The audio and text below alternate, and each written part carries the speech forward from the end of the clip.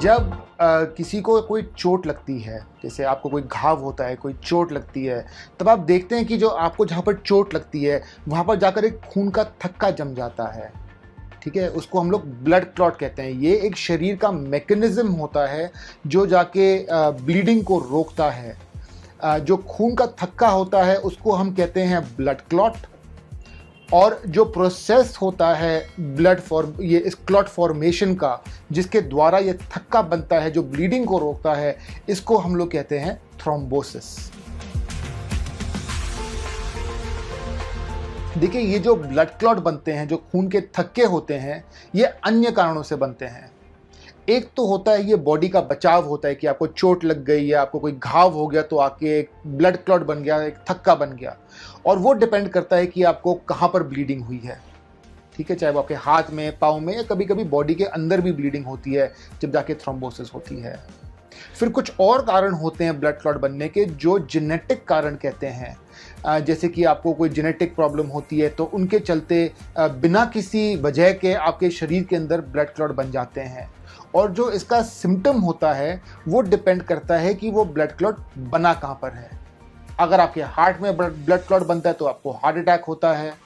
अगर आपके ब्रेन में ब्लड क्लॉट बनता है तो आपको स्ट्रोक होता है। अगर आपके पाँव में ब्लड क्लॉट बनता है तो आपको वहाँ पर सूजन होती है और अन्य दिक्कतें होती हैं।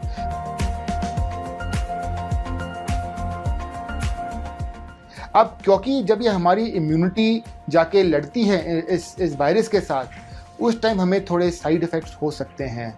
कुछ लोगों में देखा गया है कि कुछ किसी को बुखार होता है, किसी को थकावट होती है, शरीर में थोड़ा दर्द होता है। इंजेक्शन लगने के बाद, जहाँ पर इंजेक्शन लगता है, इंजेक्शन लगना किसी को पसंद नहीं, तो जहाँ पर इंजेक्शन लगता है वहाँ पर एक आध दिन के लिए थोड़ा दर्द रहता है। ये टिपिकल साइड इफ़ेक्ट्स जो हैं 24 से 48 घंटे के लिए रहते हैं, कुछ लोगों में 72 घंटे के लिए रह सकते हैं, लेकिन उसके बाद आप बिल्कुल अच्छा और नॉर्मल महसूस करते हैं। मुझे वैक्सीन जब मिली थी तो मुझे ये बुखार नहीं हुआ था, मुझे थोड़ा सा दर्द हुआ था यहाँ पर, और वो भी 2-4 दिन में ठीक हो। हर वर्ग के लोगों में देखी गई है, लेकिन इससे चिंता करने की कोई बात नहीं है। ये एक यूजुअली एक फेज़ होता है जो 24 से 48 घंटे तक रहता है, और फिर ये ठीक हो जाता है और आप बिल्कुल नॉर्मल महसूस करते हैं।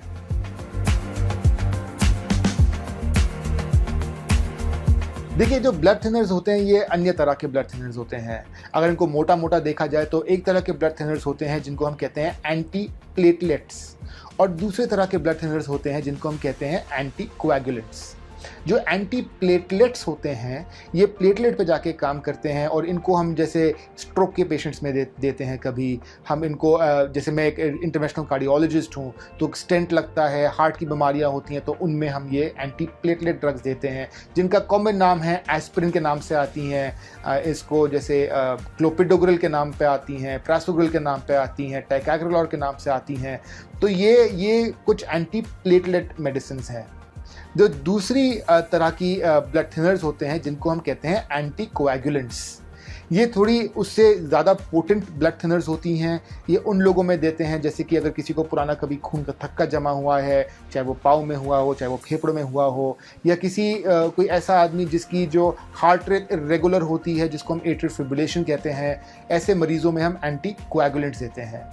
जो एंटी प्लेटलेट्स वाली दवाई होती हैं, जैसे कि एस्पिरिन हो गई या क्लोपिडोग्रिल हो गई, जो स्टेंट वेंट के बाद देते हैं हम लोग, तो उन केसेस में हमें दवाई को रोकने की ज़रूरत नहीं है। वैसे रोकने की ज़रूरत नहीं है, लेकिन जब आपको टीका लगे उसके बाद आप यहाँ पर, जहाँ पर भी आपको टीका लगे, हाथ में लगेगा यूजुअली, तो हाथ में आप ज़रा 10-5 मिनट एक्स्ट्रा दबा के रखिएगा। ठीक है, दबा के रखिएगा कि कोई यहाँ पर कोई हीमोटोमा ना बने, जिसको हम कहते हैं हीमोटोमा ना बने, तो 5-10 मिनट एक्स्ट्रा दबा के रखिएगा। जो दूसरे तरह की ब्लड थिनिंग मेडिसिन होती है जो एंटी कोएगुलेंट्स के नाम से आती है, उसको आप अपने डॉक्टर से ज़रूर सलाह करिए कि क्या वो उचित है उनको रोकना या नहीं। और ये मेडिकल एडवाइस नहीं है। आप अपनी ब्लड थिनर्स, चाहे वो एंटी प्लेटलेट हो या एंटी कोएगुलेंट्स हो, ज़रूर अपने डॉक्टर से पूछ के ही बंद करिएगा कि क्या वो उचित है या नहीं है आपके केस में। तो आजकल हाल ही में पिछले कुछ हफ्तों से काफ़ी चर्चा हुई है इसके बारे में कि ये जो एस्ट्राजेनेका की जो वैक्सीन है, जो आजकल कोविशील्ड के नाम से मिल रही है, क्या इससे जो ब्लड क्लॉट्स की जो प्रॉब्लम है उसके बारे में क्या विचार है। तो ये इनका जो कोरिलेशन है ये बहुत ही मुश्किल है आज की तारीख में कहना, क्योंकि ये नंबर इतना स्मॉल है कि it is very difficult to predict. लेकिन द प्रश्न ये उठता है कि अगर वैक्सीन नहीं लेंगे तो क्या होगा। तो अगर आप वैक्सीन नहीं लें तो आपके अंदर एंटीबॉडीज़ नहीं बनेंगी, आपको इम्यूनाइजेशन नहीं लगेगी और आपको कोविड होने की फिर चांसेस ज़्यादा हैं। अब देखिए, वैक्सीन लगती है इसका मतलब ये नहीं कि आप बिल्कुल कोविड से बच गए, ऐसा नहीं होता। ये होता है, वैक्सीन का जो मकसद होता है वो ये होता है कि अगर आपको कल को कोविड हो तो आपको एक गंभीर कोविड ना हो। ठीक है, अगर आपको कोविड हो तो आपको एक गंभीर रूप का कोविड ना हो जिसमें आपको अस्पताल की ज़रूरत हो या आपको वेंटिलेटर की ज़रूरत हो या आपको आईसीयू की ज़रूरत हो।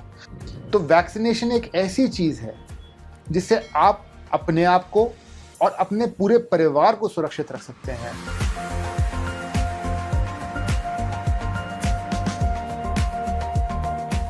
जब यूरोप में ये वैक्सीनेशन की गई एस्ट्राजेनेका के नाम से, जिसको भारत में कोविशील्ड कहते हैं, तब उन्होंने ये पाया कि कुछ लोग हैं जिनमें खून के थक्के जम रहे हैं। अब ये जो दिक्कत है, ये खून का धक्का क्यों बना? क्या ये इसलिए बना क्योंकि उनके अंदर कोई जेनेटिक प्रॉब्लम थी, या कोई और कारण है इनकी बॉडी का, या कोई वैक्सीन में प्रॉब्लम है, या ये कोई कुछ अलग चीज़ है जिसके बारे में हमें टोटल समझ नहीं है, क्योंकि हो सकता है कि इनको वैसे ही ब्लड क्लॉट बनने वाला था और वैक्सीन तो बाय चांस की बात है। तो इस मामले में बहुत कन्फ्यूजन है, कोई क्लैरिटी नहीं है।